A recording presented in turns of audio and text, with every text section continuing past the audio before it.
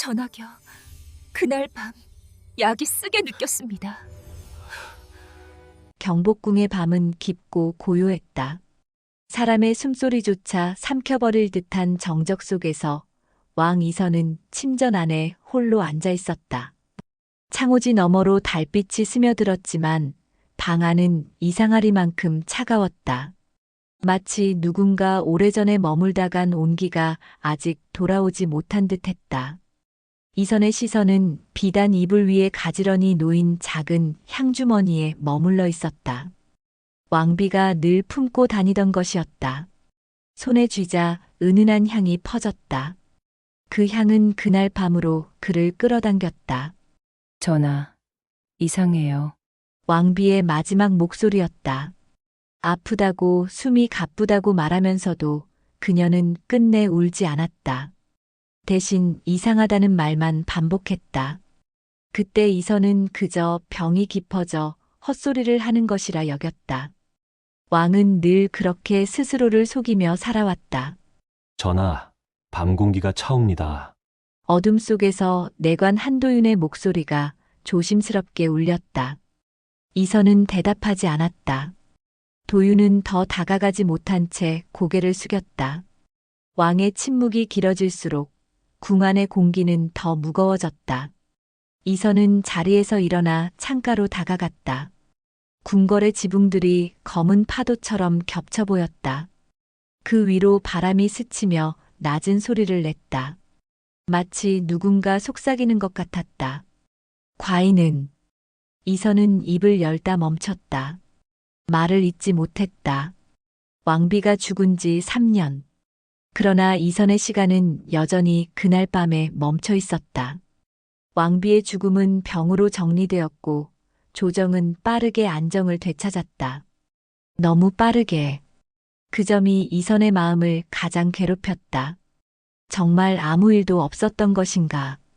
그 순간 이선은 알 수 없는 불안에 사로잡혔다. 왕비의 마지막 목소리가 다시 귀에 맴돌았다. 이상하다는 말, 설명되지 않은 두려움, 그리고 끝내 말하지 못한 무언가. 이선은 주먹을 움켜쥐었다.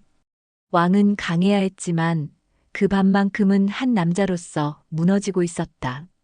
그날 밤의 의문은 곧 죽은 이를 다시 불러내는 위험한 선택으로 이어진다.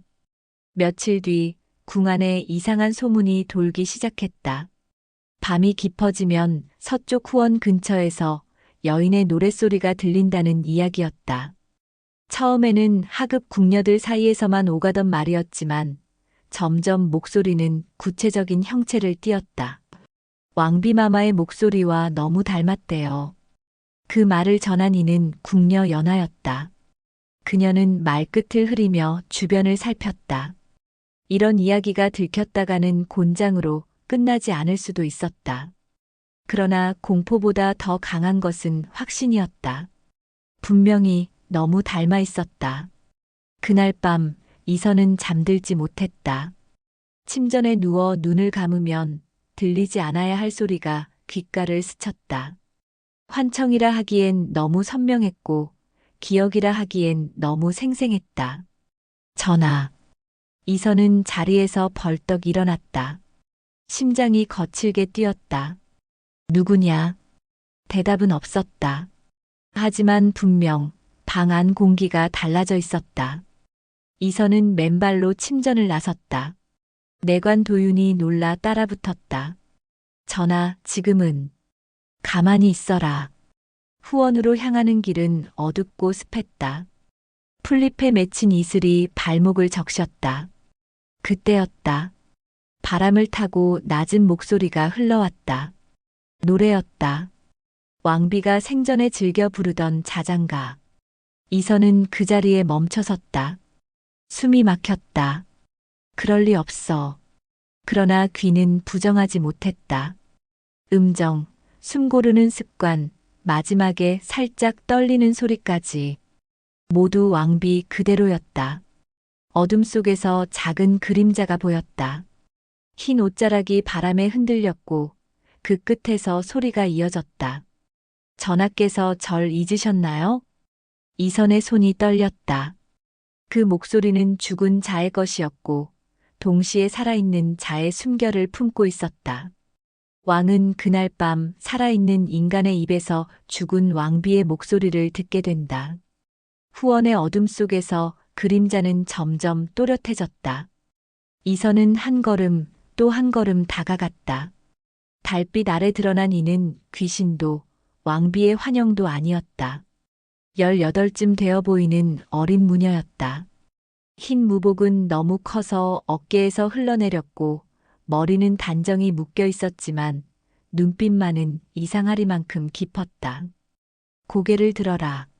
이선의 목소리는 스스로도 놀랄 만큼 떨렸다. 무녀는 잠시 망설이다 천천히 얼굴을 들었다. 낯선 얼굴이었다. 왕비와 닮은 구석은 하나도 없었다. 그런데도 이선의 심장은 더 세게 뛰기 시작했다. 이유는 단 하나였다. 전하, 밤 공기가 차옵니다. 그 말투, 숨을 고르는 방식, 마지막 음절을 누르는 습관. 모두 왕비와 같았다. 이선은 순간적으로 뒤로 물러섰다. 누가 내게 그 목소리를 쓰라 명했느냐. 무녀의 눈이 흔들렸다. 아무도 명하지 않았습니다. 그녀는 조심스럽게 말했다. 저는 들리는 대로 흉내낼 뿐입니다. 들린다. 사람들의 마음에서요. 이선은 웃지도 화내지도 못했다. 대신 알 수 없는 공포가 등줄기를 타고 올라왔다. 이 아이가 거짓을 말하는지 아니면 더 위험한 진실을 말하는지 판단할 수 없었다. 내 이름은 서령입니다. 그 이름을 들은 순간 바람이 멎었다. 이선은 깨달았다. 이 아이는 단순한 무녀가 아니었다. 왕비의 죽음을 둘러싼 의문, 그날 밤의 이상함, 조정이 너무 빨리 덮어버린 진실 모든 것의 문이 이 목소리 앞에서 열리고 있었다. 이선은 낮게 말했다. 서령, 과인에게 남은 질문이 하나 있다. 서령은 고개를 숙였다. 그 답이 왕비마마의 것이라면요? 그 말에 왕은 결심했다. 왕은 그 목소리를 이용하기로 한다. 진실이든 파멸이든 감당할 각오로. 후원의 바람이 다시 불기 시작했지만 공기는 오히려 무겁게 가라앉아 있었다. 이선은 서령을 내려다보았다. 어린 무녀의 어깨는 긴장으로 굳어 있었고 손끝은 미세하게 떨리고 있었다. 그럼에도 그녀는 눈을 피하지 않았다. 그 눈빛 속에는 두려움과 함께 자신도 알지 못하는 운명에 대한 체념이 섞여 있었다. 서령. 이선이 낮게 불렀다. 과인은 내 목소리가 필요하다. 서령의 숨이 멎었다. 전하 무슨 말씀이신지. 왕비의 목소리다. 이선은 한치의 망설임도 없이 말했다. 그 목소리로 과인의 질문에 답해라. 서령은 고개를 세차게 저었다. 저는 흉내만 낼 뿐입니다. 죽은 분의 마음까지. 그걸로 충분하다. 왕의 말은 부드러웠지만 거절을 허락하지 않는 음성이었다. 서령은 그제야 자신이 서 있는 자리가 궁궐의 흙바닥이 아니라 칼날 위라는 것을 깨달았다. 대신 이선이 말을 이었다.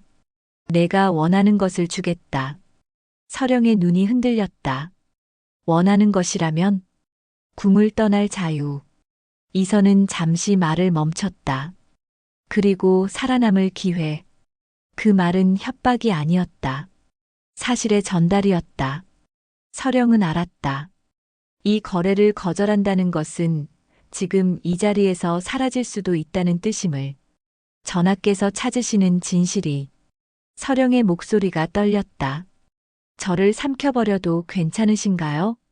이선은 창백하게 웃었다. 이미 삼켜졌다. 왕비가 죽던 날에. 침묵이 길게 흘렀다.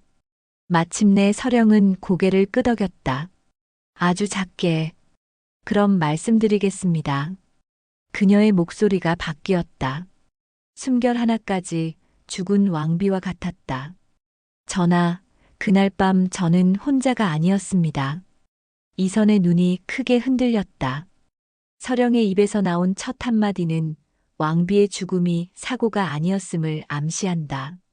후원은 어느새 완전히 어두워져 있었다. 내관 도유는 멀찍이 물러나 있었고 이선과 서령 사이에는 달빛만이 얇게 깔려 있었다.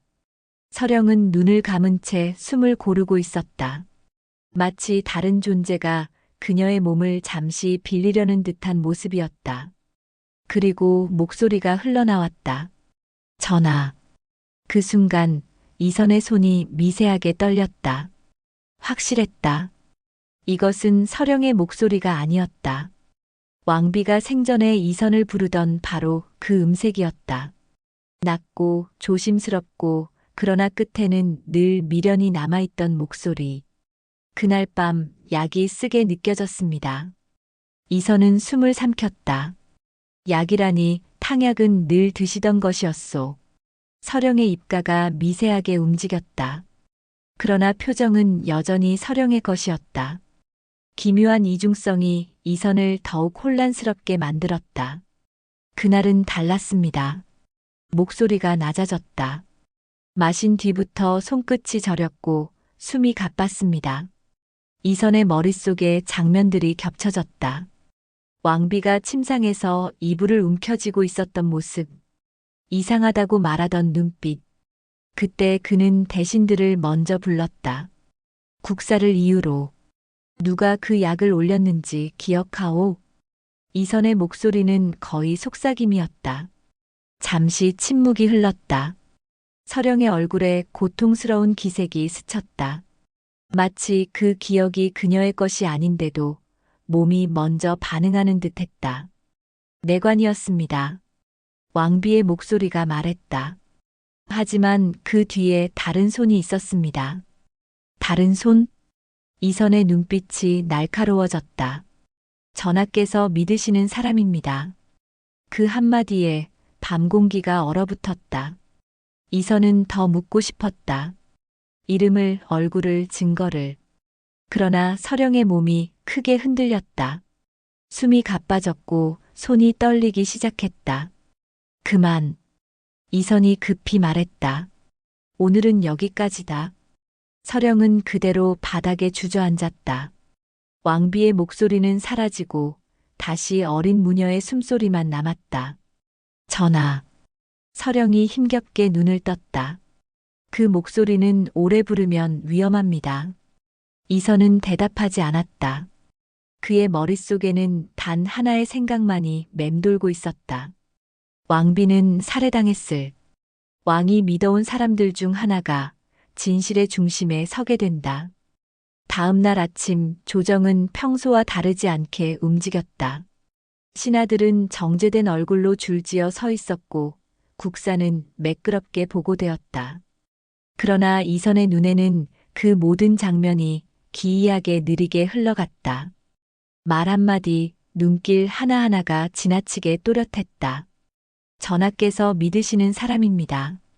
서령의 입을 빌린 왕비의 목소리가 계속해서 귓가를 때렸다. 좌의정 홍윤겸 전하의 명을 받들어 말씀 올립니다. 홍윤겸. 왕비가 병상에 있던 시기 모든 약제와 내의원 인사를 총괄하던 인물이었다. 이선은 그를 오래 보좌해온 충신이라 믿어왔다. 아니, 믿고 싶었다. 전하. 윤겸이 미세한 의아함을 드러냈다. 이선은 고개를 끄덕였다. 계속 말하라. 하지만 이선의 시선은 더 이상 윤겸의 입술을 보지 않고 있었다. 대신 그의 손을 보았다. 조용히 소매 속에서 움직이는 손가락. 이상하리만큼 침착한 자세. 마치 어떤 질문이 나와도 이미 대비가 되어 있다는 듯한 태도였다. 회의가 끝난 뒤 이선은 내관 도윤을 불렀다. 왕비의 약을 담당했던 자들 명단을 가져오너라. 단 아무에게도 알리지 말고. 도윤의 얼굴이 굳었다. 전하 설마. 묻지 마라. 이선은 알았다. 이 순간부터 궁안은 더 이상 안전한 곳이 아니라는 것을. 진실을 향해 한 발짝 다가갈수록 왕 자신도 표적이 될 수 있었다. 그날 밤 서령은 다시 불려왔다. 전하, 오늘은 한 가지만 묻겠다. 이선의 눈빛은 차가웠다. 그 손, 약 뒤에 있던 손은 아직 궁 안에 있느냐? 서령의 목이 가늘게 떨렸다. 그리고 왕비의 목소리가 다시 깨어났다. 전하께 가장 가까운 곳에 있습니다. 그 말이 끝나자 촛불이 바람도 없이 흔들렸다. 왕은 진실에 다가설수록 가장 가까운 자부터 의심하게 된다. 밤이 다시 궁궐을 덮었다. 이선은 침전에 홀로 앉아 있었다. 낮 동안 쌓아 올린 의심이 밤이 되자 더 또렷한 형체를 드러냈다. 왕자에 앉아 있을 때보다 이렇게 혼자 있을 때 왕은 더 많은 것을 보게 되는 법이었다. 도윤. 부름의 내관 한도윤이 조심스럽게 들어왔다. 어릴 적부터 곁을 지킨 사람이었다. 왕이 되기 전부터 아무 말 없이 그림자처럼 따라다녔던 자였다. 전하, 부르셨습니까? 이선은 도윤의 얼굴을 오래 바라보았다. 주름 하나, 눈동자의 흔들림 하나까지 놓치지 않으려는 듯했다. 왕비의 마지막 밤, 이선이 말했다. 그날 내가 어디 있었는지 기억하느냐? 도윤의 숨이 잠시 멈췄다. 아주 짧은 순간이었다. 그러나 이선은 그 틈을 놓치지 않았다. 전하 곁을 지키고 있었습니다. 도윤은 고개를 숙였다. 늘 그랬듯이. 그렇다면 이선의 목소리가 낮아졌다. 왕비가 이상하다고 말했을 때 왜 과인에게 더 강하게 알리지 않았느냐? 도윤의 손이 소매 속에서 움켜쥐어졌다. 전하께서 국사로 많이 지쳐 계셨기에 그 대답은 그럴듯했고 동시에 너무 완벽했다. 이선은 깨달았다. 진실은 늘 이런 식으로 숨는다는 것을. 그날 이후 이선은 누구도 온전히 믿지 않게 되었다. 서령조차 예외는 아니었다. 서령. 전하. 내가 들은 목소리. 이선은 잠시 말을 고른 뒤 물었다. 그것이 진실인지 거짓인지 너는 구분할 수 있느냐? 서령은 고개를 저었다. 저는 그저 통로일 뿐입니다. 진실인지 아닌지는 전하의 선택입니다. 그 말은 위로가 아니었다. 책임을 넘기는 말이었다. 왕은 혼자가 되어가고 있었다. 의심은 마침내 한 사람을 겨냥하고 왕은 결단을 내려야 한다. 새벽 종이 울리기 전 궁 안은 이미 깨어 있었다. 이선은 침전에 앉아 단 한 장의 문서를 바라보고 있었다. 내의원 약제 출납 기록. 수없이 보아온 글자들이었지만 이제는 전혀 다르게 읽혔다. 어떤 날은 기록이 빠져 있었고 어떤 날은 담당자의 이름이 바뀌어 있었다. 전하. 도윤이 낮게 말했다. 말씀하신 자를 데려왔습니다. 끌려온 이는 내의원 참봉 이문석이었다. 왕비의 약을 직접 다리던 인물. 그는 바닥에 무릎을 꿇은 채 고개를 들지 못했다. 문석. 이선이 물었다. 그날 밤 약에 손을 댄 사람이 너냐? 문석의 어깨가 크게 흔들렸다. 전하, 신은 명대로 했을 뿐입니다. 누구의 명이냐? 그 침묵은 이미 답이었다. 말하지 않으면 이선의 목소리가 차가워졌다. 내 입을 열게 할 것이다. 그때 문석이 울부짖듯 말했다. 좌의정 대감의 사람입니다. 신은 그저 살고 싶었을 뿐입니다. 그 순간 이선의 눈빛이 굳어졌다. 홍윤겸. 끝내 그 이름이 모습을 드러냈다. 문석은 끌려나갔고 궁 안에는 소문이 번지기 시작했다. 왕이 내의원을 직접 조사하고 있다는 소문. 그 소문은 곧 조정을 갈라놓았다. 그날 밤 서령은 불안한 눈빛으로 물었다. 전하, 이제 멈추셔야 합니다. 이 길은, 아니. 이선은 단호했다. 이제 시작이다. 왕은 알았다. 한 사람을 건드렸다는 것은 그 뒤에 있는 거대한 그림자를 불러낸다는 뜻임을. 첫 번째 고백은 더 큰 침묵을 불러오고 궁중의 판은 이미 뒤집히기 시작한다. 조정의 공기는 하루아침에 달라졌다. 대신들의 발걸음은 빨라졌고 인사 뒤에 붙는 시선은 길어졌다. 이선은 느낄 수 있었다. 보이지 않는 손들이 동시에 움직이고 있다는 것을. 그리고 그 손들은 왕이 아닌 왕의 약점을 향하고 있었다. 전하, 상소가 잇따르고 있습니다. 도윤이 낮은 목소리로 말했다. 무녀를 곁에 두는 것이 국법을 어긴다는 내용입니다. 이선은 씁쓸하게 웃었다. 역시 그 아이부터 치는군. 서령은 이미 궁 안에서 눈에 띄는 존재였다. 정식으로 들인 무녀도 완전히 숨긴 존재도 아닌 애매한 위치. 그 불안정함이 곧 칼날이 되었다. 그날 밤 서령은 불려오지 않았다. 대신 이선의 귀에 소식이 들어왔다. 서령이 사라졌습니다. 이선은 자리에서 일어섰다. 어디서 마지막으로 보였느냐? 데뷔전 근처입니다. 그 이름을 들은 순간 이선의 얼굴이 굳었다. 데뷔, 왕비의 죽음 이후 줄곧 침묵을 지켜온 인물. 그리고 홍윤겸과 오래된 연으로 얽힌 존재. 이선은 알았다. 이것은 경고였다. 더 파고들면 잃을 것이 생긴다. 한편 어둡고 좁은 방 안. 서령은 손이 묶인 채 바닥에 앉아 있었다. 눈앞에는 얼굴이 보이지 않는 여인이 서 있었다. 아이 하나가 감히, 여인의 목소리는 차가웠다. 죽은 이를 흉내내며 궁을 흔들어. 서령은 이를 악물었다. 저는 왕의 명을. 왕은 보호막이 아니다. 그 말이 날카롭게 끊겼다. 필요 없어지면 가장 먼저 버려지는 자리다. 서령은 처음으로 깨달았다. 자신이 진실의 통로인 동시에 가장 쉽게 제거될 수 있는 존재라는 것을. 왕은 서령을 구하기 위해 모든 것을 걸어야 하는 선택 앞에 선다. 궁궐의 새벽은 차가웠다. 이선은 혼자 후원을 걸으며 고민했다. 손에는 서령의 마지막 위치를 알리는 내관의 기록이 들려 있었다. 데뷔와 홍윤겸의 움직임, 그리고 불길하게 꼬인 조정의 상황. 모든 것이 그의 앞에 놓여 있었다. 서령을 그냥 둘 수는 없다. 이선은 낮게 중얼거렸다. 목소리에 담긴 결심은 단호했다. 숨을 깊게 들이쉬고 발걸음을 재촉했다. 후원의 돌계단을 내려오며 이선은 마음속으로 계산했다. 데뷔와 홍윤겸, 그들의 계획을 한 발 먼저 읽어야 한다.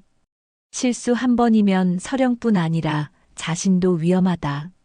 조용히 문틈 사이로 들여다보니 서령은 어둠 속에서 떨고 있었다. 손은 묶여 있었고 눈은 공포로 가득했다. 그러나 그 안에는 두려움 속에서도 꺾이지 않는 의지가 보였다.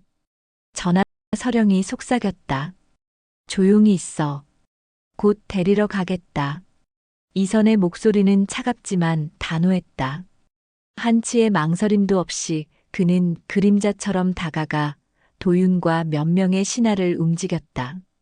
그리고 그 순간 데뷔의 방에서 불이 꺼지고 복도의 촛불이 흔들렸다.